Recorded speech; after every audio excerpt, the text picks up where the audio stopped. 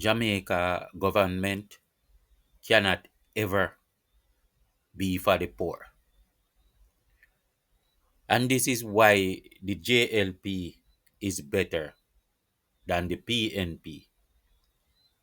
Hello, my listeners. Skywalker here. Welcome to my channel. Today, I want to hit you up with a new concept, something that has always been a pool of hogwash, but yet so close to people's noses that they could never see it underneath there.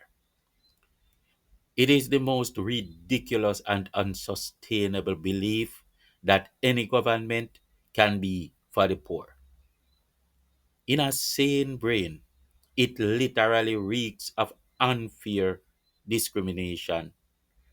Are we looking to punish the ones that worked hard because they are too successful? Or are we about to reward those that did not do the work? And this is not to cast any blame on people you refer to as poor. This condition exists for many reasons, and invariably, the failure of government can be the main reason for poverty in many societies. To some degree, governments of the past, especially in the poor loving PNP, have failed to do the necessary works. In the case of the PNP, they must have as many poor and uneducated as necessary to win elections. So they have to keep them in a poor person's comfort zone. Dr. Andrew Holness has set quite a few examples for the Jamaican governments going forward.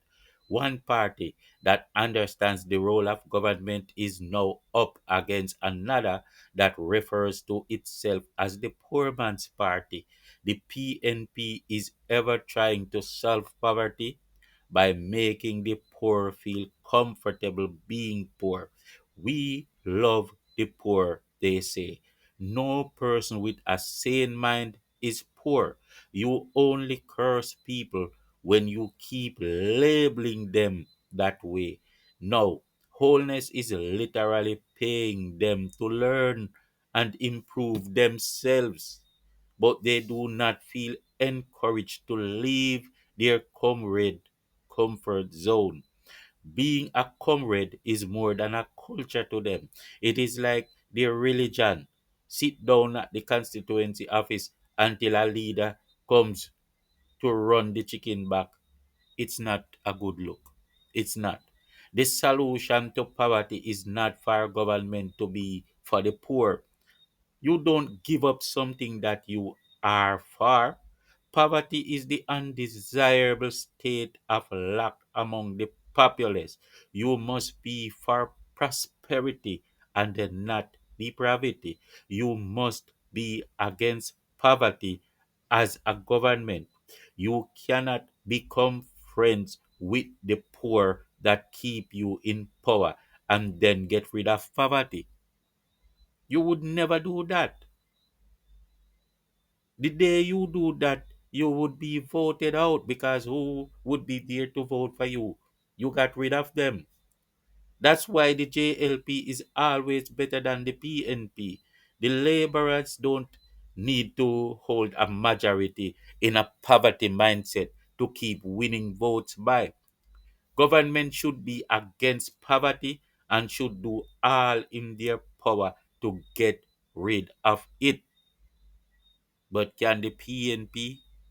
Poverty is eliminated by simply doing the natural societal due diligences that automatically create favorable conditions in a universal way, not to hand out limited resources to the poor. Even comrades that make much money still love to be poor. Some their chicken back them have to eat because they have poverty mindsets to come use mash up the country with.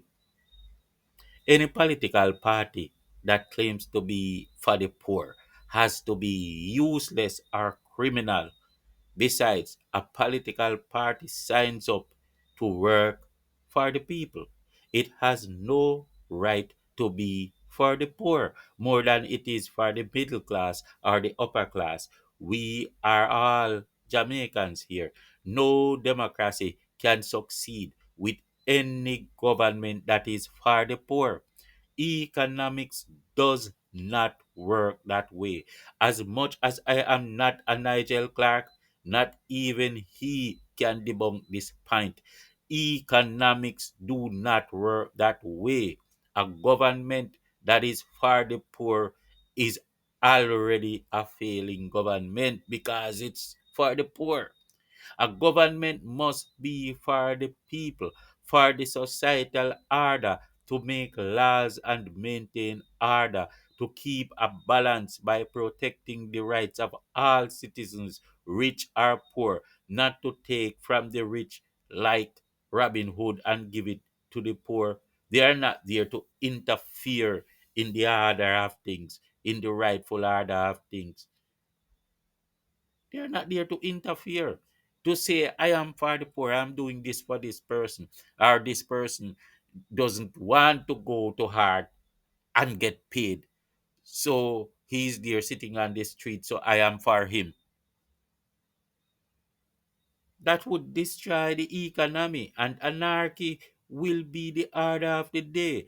A government that aims at appeasing those who are poor are only in the business of winning elections by poor barrel means.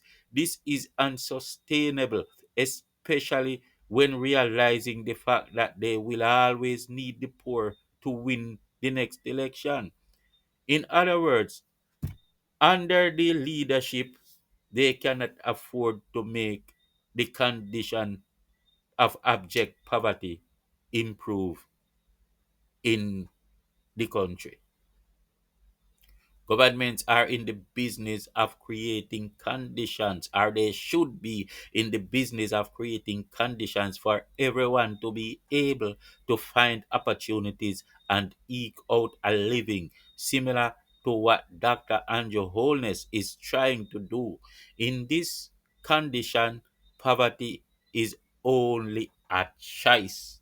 You can go join a hard program and immediately start getting paid, or you can wait for the PNP, who must cater to poverty, to come back and use corruption to make a food come to you until the country mash up and you're hungry again. It is simple mathematics. There is no successful country in the developed world that has a poor people's party. You will find a lot of these craziness in regions like Africa and the Caribbean. When Michael Manley was selling the idea to so-called poor people that one man have two jackets and you don't have one, he has an obligation to share with you. It was third world hogwash. The right thing to do was as Andrew Holness did, paying you to do your own training and then giving you the help to start your own business depending on your field of study. Then you can make money and buy 100 jackets. If he just went and started paying what you call poor people every week, it would be unsustainable. The country worked for what it has. I mean, through the people that worked. So the people that didn't work shouldn't just suck up all the money. The country would simply go broke and then everyone would be poor together. By paying you to learn a skill for your own self, the money is given to you, but in a sense, it's borrowed. As you improve yourselves and start paying taxes, the country becomes richer, and as it grows, everyone becomes richer together, and that's where the investment bring returns. So the money that was given was actually borrowed.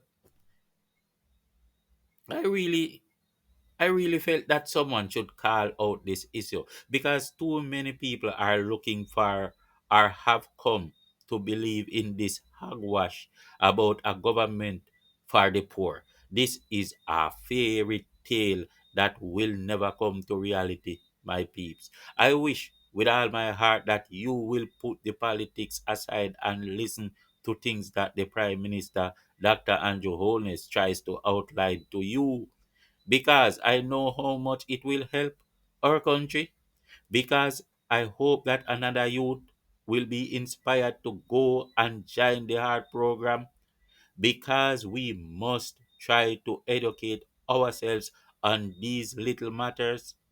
Think on these things, my people. If nothing else resonates today, remember that with all the avenues now available to you, thanks to Prime Minister, poverty has now become nothing but a choice. So big up Mr. Andrew Holness, the doctor. I will remind you to think on these things, but also to educate a dumb red if you can, for their uneducated choices are serious threats to our sovereignty. Peace out.